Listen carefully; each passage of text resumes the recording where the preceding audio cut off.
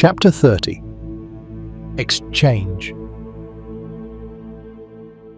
Raven, Cato said. The thin smile he still wore on his face fell flat the moment he noticed his pupil's body language. Lord Cato, Raven responded dutifully. He kept his head low and held his eyes firmly fixed on the wooden floor. I'm glad to see you're well, Cato said, carefully testing the waters. It was very unlike Raven to be so glum. His mind travelled back to the city square of Doriva in an attempt to figure out what he had done wrong to upset his pupil. But the only thing he could vividly remember was the dark-skinned figure sitting on a rooftop, tapping his claw-like fingers on the wooden shingles. Raven nodded in acknowledgement, but didn't feel the need to return the courtesy.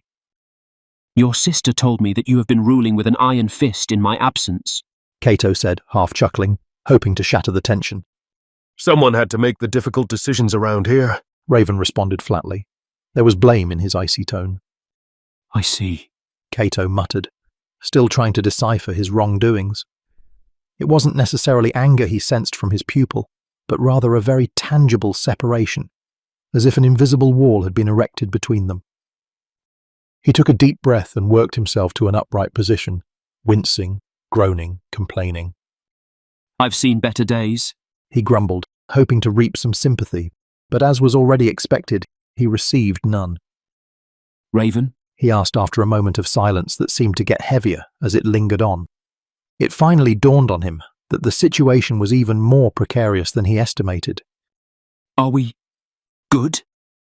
We're fine. Cato frowned. Nothing about the response sounded fine at all. Look, whatever happened at the city square, I said we're fine! Raven snapped. He finally raised his head from the oakwood floor and pierced his mentor with daggers in his eyes. Once again, silence filled the room. A silence as thick as the bricks that made up the invisible wall between them. They stared at each other for a long time, laying themselves bare in a conversation without words. Somewhere within that instance, Cato came to the saddening realization that Raven had outgrown him. Raven was no longer his pupil, no longer his subordinate. Raven was his equal. He began to understand what he had done wrong. I am sorry, He said quietly. I did what I thought was right.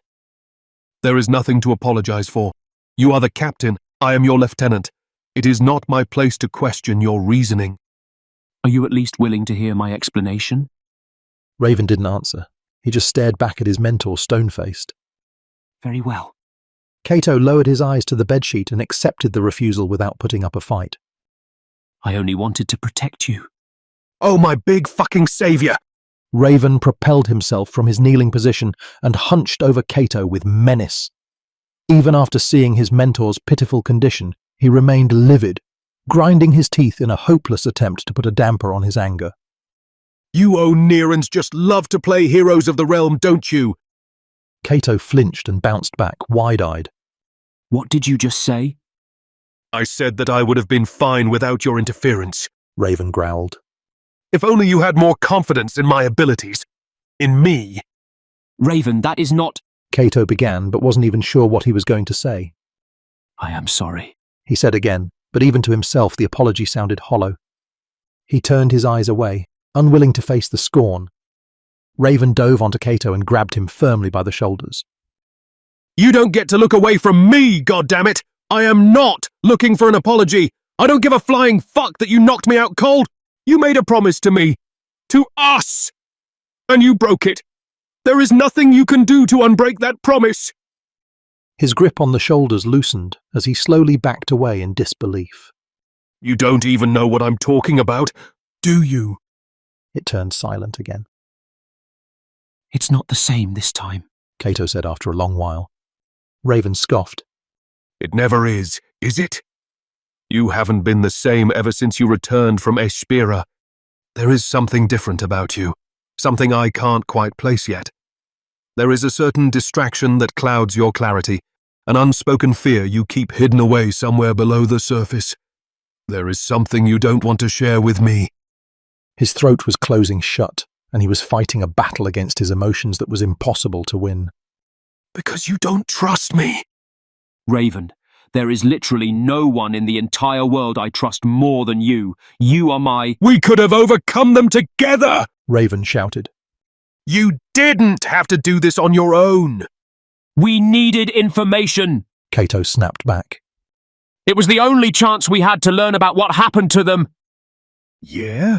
Well, whatever it is you learned, I hope it was worth breaking my trust.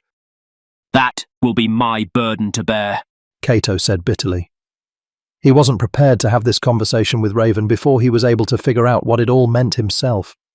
Jackdaw, Saraki, Jin, the Red Bird, the Emperor, and whoever else was involved. He couldn't help feeling he was caught in the middle of a web, and for some reason, Raven as well. See, you always do this to us. Keeping all the information to yourself, thinking that you have to solve the problem on your own. You have no idea what damage you cause when you take over a life with your cursed aura. Raven took a few laboured breaths, struggling to keep his composure intact. You know what? That's fine. You can't change who you are, or in your case, who you become. You always know what's best for us, but never think about the harm you do to yourself and how it affects everyone around you. But I want you to know that you're not as much in control as you like to think you are. Cato leaned forward, his eyes glistening with the sharp edges of hostility. What the hell is that supposed to mean? You stare at your reflection in the mirror, questioning who is staring back at you. Ridiculous. I know who I am. Raven snickered. Your aura is a wildfire that devours everything in its path, but all wildfires get extinguished eventually. One day you will pay the price, Lord Cato. What the flame does not consume, consumes the flame. Cato winced. I said I know who I am. Each time you gain another identity, you divert a bit from yourself. Sometimes for the better, sometimes for the worse. We all change after experiences. That is a natural progression called life. Raven shook his head and laughed, but the laughter was cold and hollow. Why can't you see it, Kay? Please tell me that you can fucking see it already. You don't change, you exchange. Every time you ingest, you lose a part of yourself, leaving behind a void you patch up with a fragment of somebody else. Don't talk about things you can't possibly hope to understand, Raven. Then tell me truthfully. How much of Piper Loxwold is still a part of you? Cato ran his tongue over his teeth and turned his eyes to the side. You didn't even know me before that man became a part of me. No, but you do. Once again, the conversation was invaded by silence. It was a silence that said more about the fragility of their relationship than any amount of words could portray. The invisible wall that was raised between them had grown into a mountain. I don't know what you want me to say, Cato said when the silence became too much for him to bear. I want you to acknowledge that you might lose yourself, and all it takes is one small misstep. I stand by what I said. I know who I am, and I know what I'm doing. We can keep talking in circles here, but— Raven slammed his palms on the bed and let out an animalistic groan. He inched closer toward Cato, eyes wide and trembling. Can you honestly swear to everything you hold dear and tell me you don't look at Rain through the eyes of Leonid Redmayne at times? You keep that filthy fucking name out of your goddamn mouth! Cato barked and shoved Raven away from him. The adrenaline that coursed through his veins cushioned the pain that came with his outburst. He felt his anger rising, and once again, his dark companion came knocking on his door. He glared at Raven with venom in his eyes, but did everything within his power not to answer the call. I would never do anything to hurt her, and you know it. I love Rain. Leo thought he loved her as well, but you would know everything about that, wouldn't you? You don't have a single clue about what I do or do not know. So my advice to you is to keep your ignorant mouth shut before you expose your lack of insight. Mention his name in front of Rain and I might just swear to everything I hold dear, Raven. I will. What is going on here? The door of the bedroom flew open against the wall with a bang. Rain stood in the opening with the face of a fed-up mother who was forced out of bed in the middle of the night by her two noisy children. What is all the yelling about? She said and strode toward the bed in large, angry steps. Cato and Raven glanced at each other and immediately came to a mutual understanding. They both turned to Rain, feigning a smile. Nothing, Raven said. we were just talking. Debriefing. Cato added, knowing from his experience as diplomat and part-time thespian how to put on a mask like no other. Well, it sounded like an argument to me. Rain said, and sat down at the edge of the bed between the two men. Lord Cato! She suddenly yelled and slapped his leg. You haven't even touched your soup yet. Not hungry. Now what does hunger have to do with anything? You have to eat! She put the bowl on her lap and blew on the spoon even though the soup had already lost most of the heat. She then guided the spoon to Cato's lips. Here comes the horsey! Cato chewed and swallowed without any enjoyment. His eyes were still icily locked with Raven's when he opened his mouth for a second spoonful. And? Rain said, turning to her brother. And what? Raven said, never turning his gaze to her. What has been concluded from the debrief? What is our next step? As lovely as this place is, I'm sure we can't stay here forever. Ask the Lord Captain. Rain arched an eyebrow and gave the bowl a gentle stir. She then brought the spoon to Cato's lips. Well, Lord Captain, She said, half giggling. what's the plan? Cato shrugged, tediously chewing the meal against his will. How long have I been out? Rain winced and turned back to Raven. Just what kind of a debrief did you two have? To leave out such an important piece of information? My goodness! She lit up a sympathetic smile and placed a hand on Cato's chest, comforting him in advance. You have been unconscious for 3 whole days, my lord. Cato frowned, absent-mindedly plucking a string of onion that was still stuck between his teeth. Only 3 days, huh? Only 3 days? I can't believe what I'm hearing right now. I'll have you know that those were the 3 longest days of my life. We were worried sick while you were playing the mayor of Sleepy Town. We thought we lost you, Lord Cato. You should have seen Raven. He was a messy heap of tears when your heart gave out yesterday. Raven had nothing to add to that. He broke off the stare and turned his eyes to the flames in the hearth. I'm sorry I had you worried about me. Cato smiled when he saw that the frost finally began to melt from Raven's demeanour. Truly, I am. Nonsense, my lord. Rain said, setting aside the half-empty bowl of soup. Everyone is safe, thanks to you. Not everyone, Raven said. though that is no fault of yours. He added in a grumble. Shut up, Raven. Jada will be all right. Rain snapped. Once we get her back to Onira, Master Nia will save her. I just know it. Jada.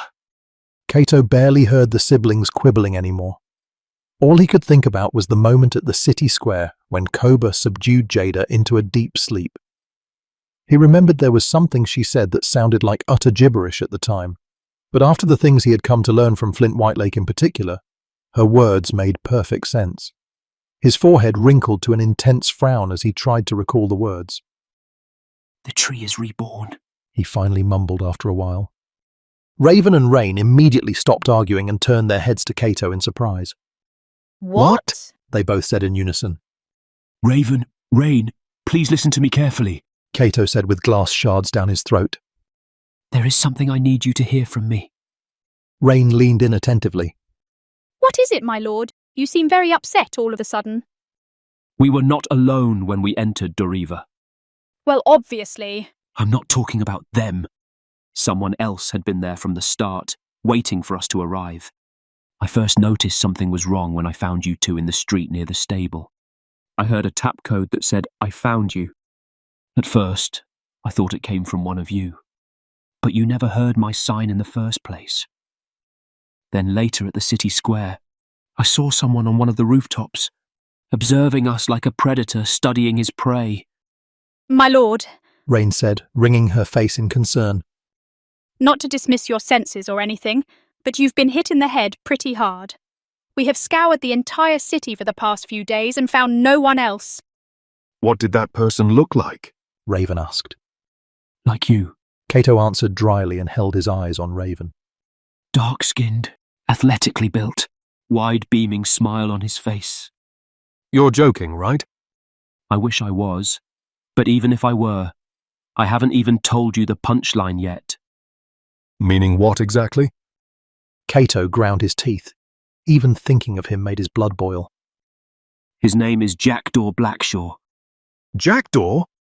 Raven made a scoff that quickly turned into an incredulous laughter. Okay, maybe I did hit you in the head a bit too hard after all. Does that make him the little bird then? Rain asked jokingly, joining in on the laughter. Cato pinched the bridge of his nose and drew a laborious breath. Yes, I guess so. And Blackshaw sounds like a Merrilesian name, Raven said. I think I would have known if there was another Darky in Moralis. Don't say that word. Cato mumbled, still halfway buried inside his palm. I never heard of him before the gathering either. My knowledge of Moralis has dwindled since the day we left Ambria. But it was Jackdaw who provided Master Caius with the information that eventually led us here. That can't be a coincidence. But how would you know if the person you saw is called Jackdaw? Raven palmed his face and shook his head. Never mind. And who has he found? Rain asked.